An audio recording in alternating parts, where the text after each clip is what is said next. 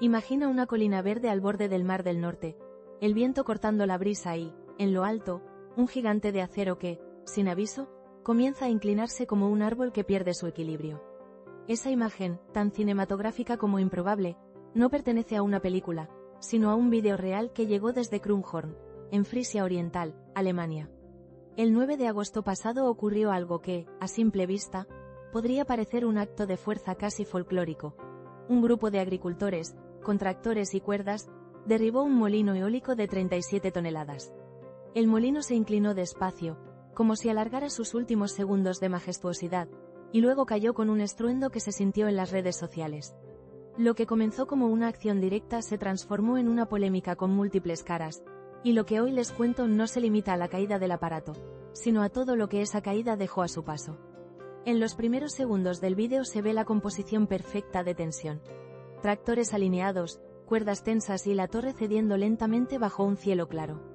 Al verlo, no es extraño que las reacciones fueran inmediatas y polarizadas. Un exdiputado alemán, Ralf Decker, llegó a decir: «Es hermoso verlo». Y el psicólogo y divulgador Steve Van Gerrewege añadió: «No puedo evitar disfrutar esto. Desháganse de esas cosas horribles, feas y destructivas». Esas frases resumían el sentir de quienes ven en los molinos una agresión al paisaje rural. Pero no todo fue júbilo. Hubo voces que alertaron sobre el peligro y la irresponsabilidad de derribar una estructura de 37 toneladas con medios improvisados. Desde una asociación ecologista local se criticó duramente la acción, recordando que no se trata de un acto de valentía, sino de pura temeridad, y advirtieron que aquello podría haber costado vidas humanas. El portavoz llegó a asegurar que si cada persona actuara así, viviríamos en la anarquía absoluta. El dueño del terreno salió a decir que contaba con un permiso para demoler el aerogenerador y que, antes de la operación, se habían retirado los componentes peligrosos y los líquidos para evitar contaminación. Sin embargo, las autoridades del distrito de Aurich llaman a otra versión. Allí señalan que no existía autorización, y que además tenían contratado a una empresa especializada para hacer un derribo controlado y seguro. Esta discrepancia sembró la semilla de una investigación oficial que, aún hoy, sigue abierta. La policía comprobó la documentación, el distrito pidió la restauración del suelo y la eliminación adecuada de los restos, y los tribunales comenzaron a entrelazar preguntas sobre responsabilidad civil y penal. ¿Quién responde si hay daños ambientales? ¿Quién asume los costes de la retirada y la limpieza? ¿Y qué sucede si realmente no había permiso? Todas esas preguntas conviven ahora en un expediente en curso. Más allá de la legalidad, hay un conflicto profundamente humano. Muchos agricultores aseguran sentirse ignorados en los procesos de instalación de infraestructuras energéticas en sus tierras. Denuncian falta de diálogo, imposiciones y decisiones tomadas sin tener en cuenta el impacto sobre su medio de vida. Desde esa perspectiva, la caída del molino se interpreta casi como un acto simbólico, un grito de frustración de quienes ven su paisaje y su futuro transformados sin participar en las decisiones. En el otro extremo están las compañías energéticas, que alegan optimización de costes y plazos, y en ocasiones priorizan rapidez para cumplir objetivos de transición energética. Es un choque entre modelos. Por un lado, la urgencia de acelerar la descarbonización. Por otro, la necesidad de proteger comunidades y paisajes rurales. Y entre ambos frentes, la sociedad pregunta cómo hacer la transición de forma justa. Para entender mejor este choque vale la pena mirar fuera de Alemania. En países como España, Francia o Dinamarca, la llegada de parques eólicos también ha generado tensiones. Pero hay soluciones que han funcionado para rebajar la confrontación. Modelos de propiedad compartida, participación directa de la comunidad en los beneficios y procesos de consulta real. En Dinamarca, por ejemplo, algunos parques funcionan bajo esquemas en los que los vecinos pueden invertir y recibir dividendos, y eso cambia radicalmente la relación entre infraestructura y comunidad.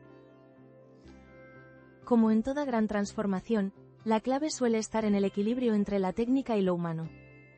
Las compañías necesitan planificar y ejecutar, pero también abrir espacios de diálogo y compartir beneficios.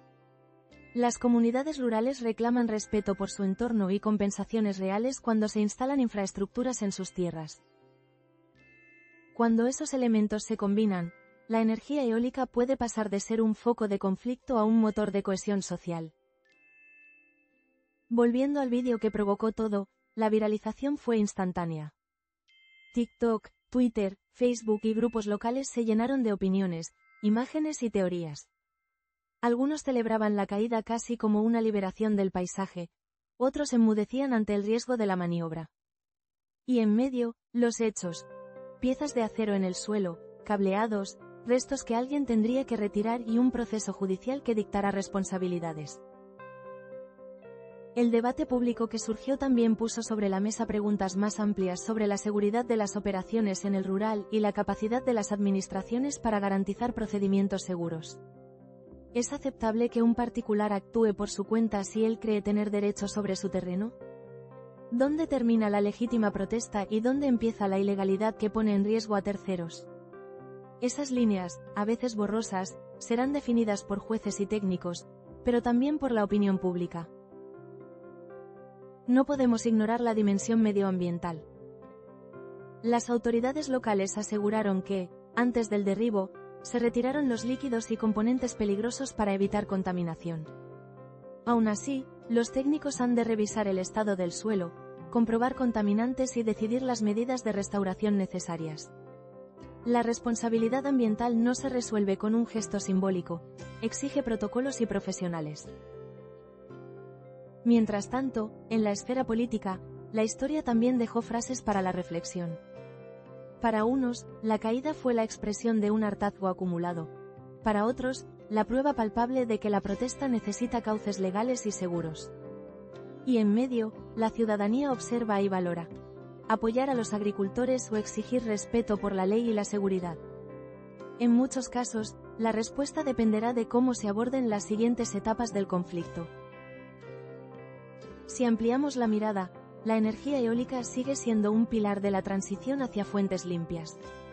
En España, por ejemplo, la generación eólica en 2024 alcanzó los 60.921 gigavatios hora, una cifra impresionante aunque supuso un descenso del 2,8% respecto al año anterior.